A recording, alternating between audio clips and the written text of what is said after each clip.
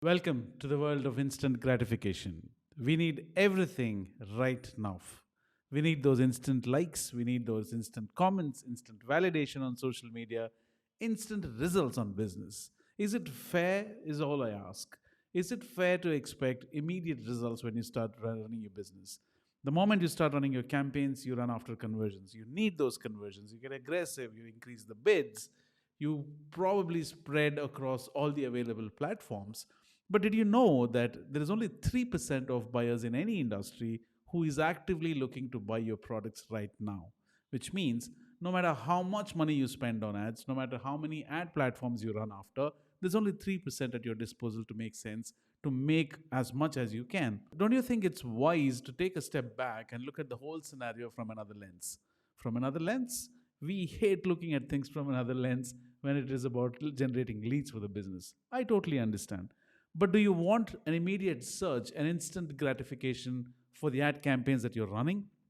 Or do you want a long standing business which is self sufficient at some point in time, where all you need to do is monitor and oversee results and the activities that, or the system that you have put in place, while things automatically go running as smooth as you can? What do you prefer? If you are like me and if you're any sensible business owner, you would definitely choose the second option. That, ladies and gentlemen, is exactly what we are going to talk about today in the discussion where we speak about a buying pyramid. You can imagine this to be an inverted funnel where at the top you have 3% of the most interested audiences that you are craving for right now with unlimited ad budget that you have, with the unlimited hopes and limited ad spend that you have. So when you run after these 3% leads, 3%, when you run after this 3%, remember there are hundreds of businesses and hundreds of marketers who are running after the same 3% that you're after. Guess what?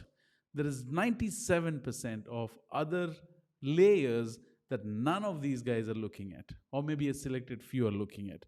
If you take it slow, if you take this wise man's approach today in looking at the remaining 97%, do you know that there will absolutely be no competition for you in no time? Let me explain what I mean. So on your screens you should be able to see something called as a buying pyramid. A buying pyramid, ladies and gentlemen, is something where you're able to see a pyramid now where there are percentages labeled at each of these things. There's ready to purchase at 3%, open to buying at 7%, 30% is not thinking about your services, 30% is think that they don't need your services, 30% is know that they don't need your services at all, right? Now look at the flow diagram onto the left of the pyramid. There is ready to purchase, which is 3%. Now, these guys are the ones you're after. These guys need your product. They're actively searching for your product. The moment they see your ad, they're going to buy it. Example is somebody who is educated enough about running an email marketing program to get more customers will be ready to jump on any opportunity of a business offering him an email marketing solution with enough testimonials and with enough convincing that if they do, I mean, if there's enough convincing that is included in the part of the ads that they're running. So the moment they see an attractive ad with enough testimonials, they'll go after it, right? Now this is something who is ready to purchase, which is about 3%. Now the best way, we will talk about what is the best approach to follow as a marketer at each of these stages, but let's understand the funnel and each of these stages in the funnel first. So now that we have ready to purchase out of the way, the next thing where you have 7% is open to buying. These guys know that they need your product. They know that this is very important for their business, and they know that sooner or later they would have to go ahead and purchase, and they're also thinking about purchasing your product, ladies and gentlemen. Now they need some more information that they're looking at. It could be an ebook, it could be a white paper, it could be testimonials, it could be anything that will give them that nudge to go ahead and buy your product. Now that constitutes about 7%.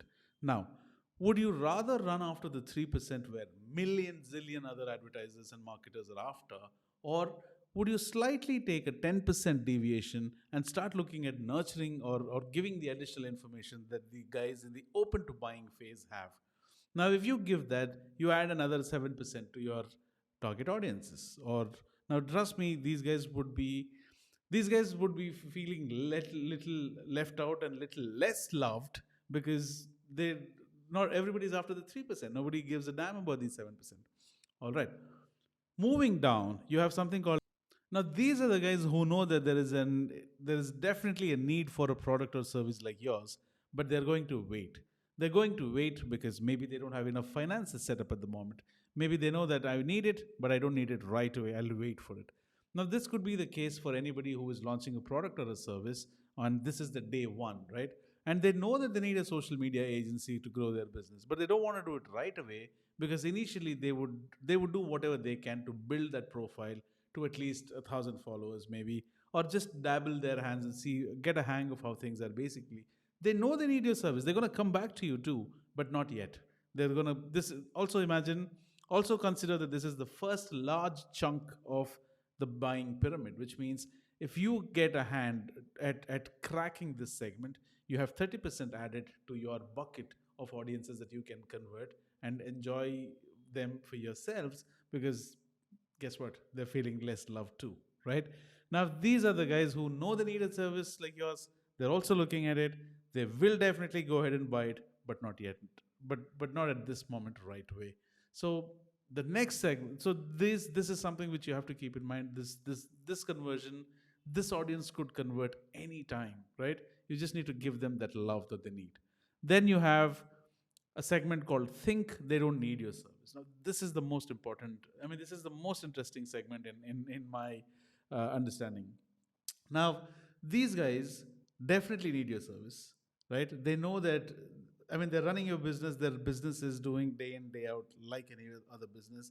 They know that this, they don't even know that they have a service like yours. They don't even know that there is somebody like you who is offering this product or service. They may need it, they don't they may not need it, or for all you know they're living in denial. But the moment they come across a service or ad like yours, they are definitely going to consider this. It's just that they don't know how this product or service is going to fit into their lives at this moment. So you need to convince them that they need this product or service, and also showcase the value add that this product or service could bring, that will help them take the decision easily. Now, these are the audiences who know, who are confused about how this product may fit into their life at this point in time, or their business scenario right now, or how it could fit into their business scenario right now. This is like somebody who is this is like somebody who has started a, who this is like somebody who has started a restaurant. He knows that he needs to have a website sooner or later, but at the moment he's getting enough footfalls, so he doesn't have to worry about having a website. It is not a pressing need for him at the moment, but he doesn't know how it quite fits into his scenario right now. But nurtured enough, and if you show enough love, these guys are definitely going to go ahead and convert for you, and know that they don't need your services. there is a there's a category called think. There's a category where people think that they don't need your services because they don't quite understand the placement. There are some scenarios where people know for a fact that they don't need your website. For example, if I am only going to have a physical shop, right? I know for sure that I don't need anything in terms of having a flashy website. I know that I don't need it, right? Well, it's fair enough because not everybody can be your customer. So, I mean, you can't obviously target 100% of the audiences of a target market. So, just move on and start focusing on the other things. So, this is a brief outlook of the buying pyramid where 3% is ready to purchase, there is a 7% who's open to purchase, there is a 30% where people know that they're not thinking about your services at this point in time. There is another 30% where people know for a fact, people think that they don't need your services. There is another 30% where people know for a fact that they don't want your services. Now, moving on. Now, where is the challenge? The challenge, ladies and gentlemen, is here, where everybody is after the 3%. So you would have to move down the funnel and start nurturing and finding out innovative ways about how you can convince, how you can get in touch with, persuade, convince, do whatever you can to convert people in the other layers or the other stages. That could bring you a fortune, not just in terms of revenues, but it could also help you establish a long standing business in the long run, is what I mean. So, this is something that is a pressing need for marketers if they are not already doing it, especially in the age of automation and AI in 2023, where things have become much easier to scale. Then you have, let's look at each of these stages in detail. just so you understand what are the behavioral patterns of people in these stages, and how do you target them, and what kind of ads that you need to run to establish your rapport with these guys, right? People who are ready to purchase, behaviors typically include people who are visiting your pricing page repeatedly, adding products to your cart, high engagement rate and with your marketing emails, but not purchasing enough, right? So these are the guys where you would go ahead and start looking at running retargeted ads, direct sales outreach, personalized email campaigns, offers, etc. Right? Now, what are the research methods? What are the tools that you could, I mean, what are the tools that you could use to find out and research? You have CRM, obviously, you have Google Analytics, you have customer surveys and heat maps. So you analyze the data from these tools, and then you figure out ways to get in touch with these guys using remarketing ads, personalized email campaigns, direct sales outreach, and then go ahead and convert them more. Then you have open to buying, which is the 7%, right? Now, when you have a 7% audiences who is open to buying, but they need that nudge, how do you know that? What are the behaviors this kind of audience would exhibit? They're reading reviews, right? They're searching for keywords related to reviews of your product or service. Now, they're following you on social media channels, but not enough activity, but not enough engagement, rather. Interacting with informative content, but I mean, they're coming onto your chat bot on the website, they're interacting, but they're not, the discussion isn't going anywhere. Or maybe they're asking a few questions, but they're not taking any action. So this is a behavior of these kind of audiences. Now, how do you research about these audiences? Content analytics, A/B testing, social media listening tools, and then you have customer interviews to understand that what their problems are, and then probably give them. This gives you an opportunity to give them the nudge to go ahead and push them to make a purchase or a sale. And what kind of targeting tools can you use? You can use blogs, you can use webinars to convert these guys. You can offer them free trials so that they get to see what the product or service can bring to them and get convinced to go ahead and buy your product. Then you have comparison guides. You can go ahead and establish an article as a blog article comparing two similar products or services and how you're slightly better. Send them out in a personalized email. That is the information that they need, which is the nudge that they need to go ahead and convert. All right. Then you have not even thinking about your service, but they know that they need your service, but they're not thinking about it right now, right? What are some of the behaviors of audiences like these? They follow similar brands or industries, social media, etc. Casual browsing, very, very low engagement, which means they know it, right? But they're not aggressively taking any action because they know that they're not going to do it now. But if they are nurtured enough, when the time comes, they will stop comparing others, they will stop researching, they will directly come to you. So it's your job to make sure you build that rapport even before they're ready to enter the buying cycle. Now, these are the behaviors. How do you know? How do you identify and how do you research about these segments? Market surveys, social media analytics, keyword research, sentiment analysis of you, and especially Google Analytics. You will get to know some more information about these segments. What are the kind of ads and ad tools that you can target? You can run awareness campaigns, you can run introductory offers, especially for newbies, and you can subscribe them to your newsletters. You can run ads where you're talking about stories about how somebody came to your product or service, and then how life changed for them, right? All right, so think they don't need your service. What are the behaviors? Disengagement from typical marketing channels, following competitor brands, right?